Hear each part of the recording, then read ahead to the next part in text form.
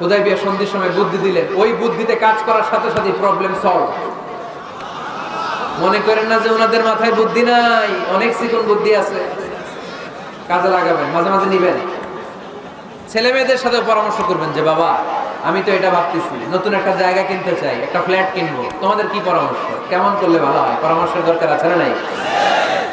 অনেকে জুনিয়রদেরকে দাম দিতে চায় না, মাঝে মাঝে জুনিয়ররা সিনিয়রদেরকেও হার মানায়, চিল্লায় বলো ঠিক কিনা? জুনিয়র বেশি আজকে মাহফিলে, হ্যাঁ জুনিয়র খুব বেশি, ওদের পক্ষে কথা গেলেই চিল্লাম বলে।